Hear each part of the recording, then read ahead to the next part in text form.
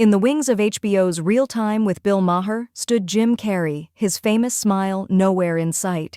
With quiet intensity, his eyes burned as Bill Maher's voice echoed throughout the studio. "Our next guest," announced Maher with his trademark smirk, "has gone from legend of comedy to political cartoonist to whatever he is these days. Let's welcome Jim Carrey." As he emerged to mixed applause, the studio lights caught Carrey's gray-silver beard and thoughtful eyes. Backstage staff had whispered just moments earlier that Maher had spent 10 minutes mocking Carrey's spiritual beliefs and political paintings before the show, calling him another Hollywood burnout who traded comedy for preaching. The comments, sent accidentally to Carrey's team in a misdirected email, had set the stage for what was supposed to be a friendly interview. With a camera-ready smile, Maher extended his hand, but unchanged remained Carrey's expression. Electric was the tension as the comedian who'd made millions with rubber-faced antics stood rigid, radiating an unexpected gravitas. This wasn't the Jim Carrey from Ace Ventura or Dumb and Dumber that was goofy. This was a man with something serious to say, and immediately the audience sensed it. "Bill?" said Carrey, his voice calm but carrying to every quiet corner of the suddenly studio. "Before we start, there's something I think we need to address." Maher's smile faltered as forward in their seats the crowd leaned. This wasn't going to be the lighthearted reunion of two comedy veterans they expected. This was about to become the confrontation of the year.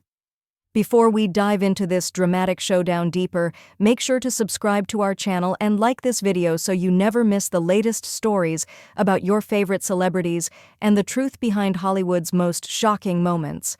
Bill Maher had built his career on being late-night television's provocateur. His HBO show Real Time at 68 had become a platform where he delivered sharp political commentary with his signature blend of intellectual superiority and sarcasm. His fans loved him for telling it like it is, while critics accused him of arrogance and increasingly predictable takes. Tonight's show was meant to be another victory lap, another chance to appear relevant alongside a bigger star. Jim Carrey, on the other hand, had walked a different path. From his meteoric rise as comedy's most bankable star in the 90s, he had evolved into something more complex. At 62, Carrey had spent recent years exploring spirituality, creating politically charged artwork, and speaking openly about depression and the emptiness of fame. To Maher's audience, he was either a fascinating enigma or a cautionary tale of Hollywood eccentricity. What the viewers didn't know was that for months this confrontation had been brewing. Behind his desk, Maher had repeatedly used Carrey as a punchline, mocking his spiritual awakening as another celebrity midlife crisis and dismissing his political art as the finger paintings of a bored millionaire. Most cutting were his comments about Carrey's openness regarding depression, which Maher had called attention-seeking behavior from someone who can't stand being out of the spotlight. Backstage, Carrey had quietly reviewed the compilation his team had prepared, a devastating montage of Maher's most contemptuous comments about him over the past year. The production assistant who'd accidentally sent Maher's pre-show comments to Carrey's team had also included links to 3 other segments where Maher had brutally mocked Carrey's evolution beyond comedy.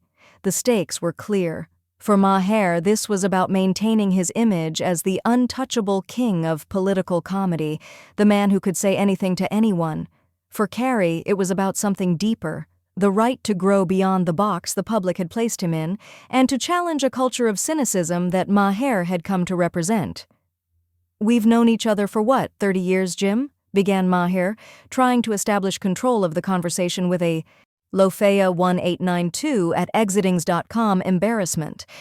The host, known for making others squirm, was now visibly uncomfortable in his own skin. "That was from your show 4 months ago," Carrey said quietly. "There's more, but I think that makes my point." Maher, a professional with decades of experience, attempted to recover. "Look, Jim, I stand by what I said. Public figures are fair game. You can't put your life out there and expect everyone to applaud. That's not how this works." Carrey nodded thoughtfully. "You're right about that. Criticism is part of being in the public eye. But there's a difference between criticism and cruelty, between commentary and contempt. His voice grew stronger, more resonant. "And here's what I really came to say tonight, Bill. Something I think your audience needs to hear." The studio was completely silent now, every person hanging on Carrey's words. "For years you've built a brand on being the truth teller, the one who isn't afraid to tell it like it is. But somewhere along the way you confused cynicism with clarity. You mistook mockery for insight." Carrey stood up, commanding the space in a way that reminded everyone of his star power. "You talk about my spiritual journey as if searching for meaning is something to be ashamed of. You ridicule my art as if expressing yourself in a new medium is a sign of weakness rather than growth." He turned to address the audience directly. "I've made mistakes in my career. I've played characters that couldn't be made today, and I've said things I regret. The difference is I'm willing to evolve, to learn, to grow. When was the last time you admitted you were wrong about anything, Bill?" The audience erupted in applause, many rising to their feet. Maher sat stunned, his carefully constructed persona crumbling in real time. "But here's the thing," continued Carrey, his voice softening. "This isn't about revenge. It's about honesty, the kind of honesty you claim to champion." He turned back to Maher. "You've spent years telling your audience that people like me are the problem, celebrities with opinions, artists who dare to evolve beyond what made them famous. But maybe, just maybe, the real problem is a culture of contempt that you've helped create, where growth is mocked and compassion is seen as weakness." Carrey then did something truly unexpected. He smiled, that famous, brilliant Jim Carrey smile that had charmed audiences for decades, and extended his hand to Maher. "The good news is, it's never too late to change, even for you, Bill, even for me." The studio exploded with applause. Maher, recognizing a moment of genuine television history unfolding on his show, slowly stood and took Carrey's hand. His expression was unreadable, part humiliation, part grudging respect. "Well," Maher finally said, his voice uncharacteristically subdued, "I guess we can skip the prepared questions about your new book." A ripple of nervous laughter broke the tension slightly, but everyone knew they had witnessed something extraordinary. A confrontation that had transformed into a moment of authentic human connection. Within minutes of the broadcast ending, clips of the confrontation flooded social media. Carrey v. Maher began trending worldwide, quickly followed by "Sheer respect Jim Carrey" and "Authenticity wins." The exchange had struck a nerve far beyond the usual audience for Maher's show. The original HBO YouTube clip hit 1 million views within the first hour. By morning, bootleg copies had spread across TikTok, Instagram, and Twitter, with each platform's algorithm pushing the confrontation to users who might never have watched real-time otherwise. Young viewers who knew Carrey primarily from memes suddenly saw him in a new light, as a voice of emotional honesty in an age of performative outrage. Media outlets scrambled to analyze what they were calling the most honest moment in late-night television history. Headlines ranged from "Jim Carrey schools Bill Maher on authenticity" to "How Carrey's spiritual evolution led to Maher's Showdown." The New York Times published an analysis piece titled "When Comedy Gets Personal, The Carrey Maher Moment," which became their most read article of the week. Even conservative outlets that typically criticized both men found themselves praising Carrey's call for genuine dialogue over mockery. Morning shows replayed the clip with hosts dissecting each moment of the exchange. "Did you see Maher's face when Carrey pulled out that tablet?" asked a Good Morning America host. "That's the look of someone who never expected to be held accountable for his words." On The View, the co-hosts were unusually unified in their take. "Whatever you think of Jim Carrey's spiritual journey, his courage in that moment was undeniable," said Whoopi Goldberg to enthusiastic applause. Celebrity reactions poured in, creating a second wave of viral content. Longtime Maher allies like Ben Affleck tweeted support for Carrey. "Been waiting years for someone to say this to Bill's face. Bravo to Jim Carrey for doing it with class." Robert Downey Jr., who had undergone his own public transformation and career rebirth, posted, "Evolution isn't linear, and judging someone's journey from the sidelines is the easiest sport in the world. What Jim did took real courage." Others were more measured, with Jon Stewart noting, "When authentic confrontation replaces performative outrage, real conversation becomes possible. What we saw tonight matters." Within 24 hours, the full segment had been viewed over 50 million times across platforms. Media analysts noted that Carrey had achieved something remarkable. Challenging Maher without becoming what he criticized, he had confronted contempt without becoming contemptuous himself. This distinction became the subject of numerous podcast episodes, with hosts from Joe Rogan to Brené Brown using the moment to discuss how public discourse might be transformed. HBO executives, initially panicked about the unscripted confrontation, quickly realized they had struck ratings gold. The network immediately commissioned a special documentary titled Unmasked: When Comics Get Real, featuring interviews with comedians about moments when their public personas gave way to authentic emotion. Carrey declined to participate, telling his agent, "The moment speaks for itself. I have nothing to add." For Maher, the fallout was complex. His ratings spiked dramatically. Everyone wanted to see his next show, but his public image had taken a significant hit. For the first time in years, critics were questioning the emperor's clothes, wondering if his brand of commentary had devolved from sharp insight to lazy cynicism. A compilation video of Maher's most mean-spirited moments began circulating, with over 12 million views in 3 days. Longtime fans began publicly questioning if they'd been celebrating bullying disguised as brave truth-telling. 3 days after the confrontation, Maher addressed it on his Twitter account. "Good TV sometimes means getting your ass handed to you. Still processing what happened with Jim Carrey. More thoughts on Friday's show." It wasn't quite an apology, but from Maher, acknowledging he'd been bested was unprecedented. His tweet received 200,000 likes but also 50,000 replies, most of them challenging him to go further in his self-reflection. Behind the scenes, HBO executives held emergency meetings with Maher's production team. According to sources who spoke to Variety on condition of anonymity, network heads worried that Maher's brand of ridicule might be falling out of step with audience expectations. "They're not asking him to change his politics," one insider reported, "but to reconsider his approach. The days of just mocking people for cheap laughs might be ending." The broader conversation sparked by the exchange went far beyond the two men involved. Cultural critics began examining the line between comedy and cruelty, between criticism and contempt. The Atlantic published a 5,000-word essay titled "The End of Snark, Jim Carrey, and the Case for Compassionate Commentary," which became their most shared article of the year. Think pieces analyzed how public figures were treated when they evolved beyond their original personas, particularly when that evolution involved spiritual or political awakening. On college campuses, communications professors began using the clip in media ethics classes.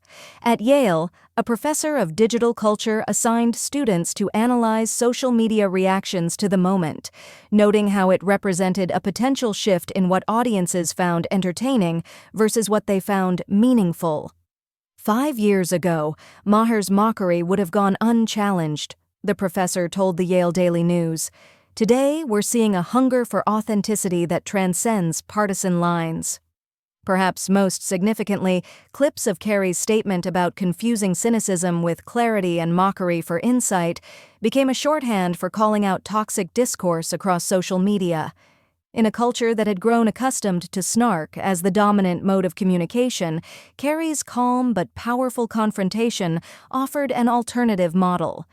The phrase, "That's not criticism, that's contempt," began appearing in Twitter threads when debates turned nasty, becoming a way to de-escalate conflicts online.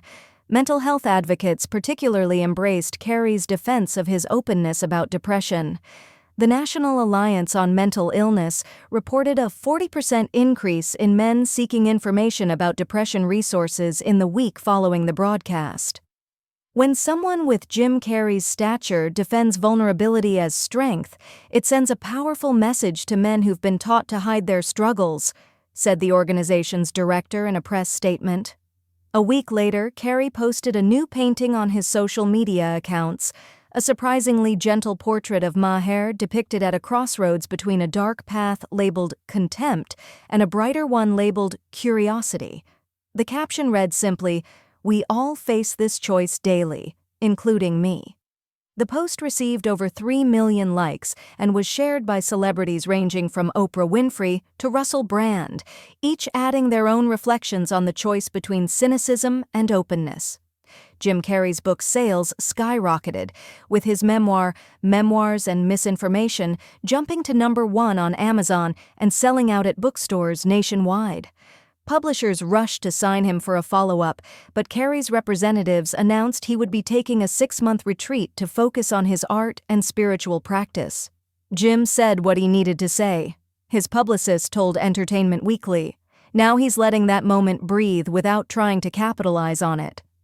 The following Friday, Maher opened his show with something no one expected, a moment of self-reflection. HBO's overnight ratings for the episode were the highest in the show's history, with millions tuning in to see how Maher would respond to his public dressing down. "Last week, something unusual happened on this stage," he began, his typical swagger noticeably subdued.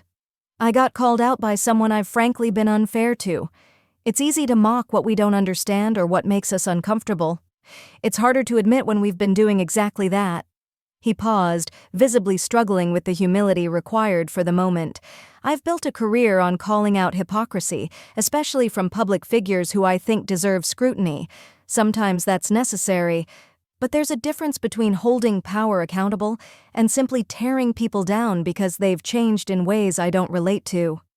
The studio audience, usually quick to applaud Maher's every utterance, sat in stunned silence.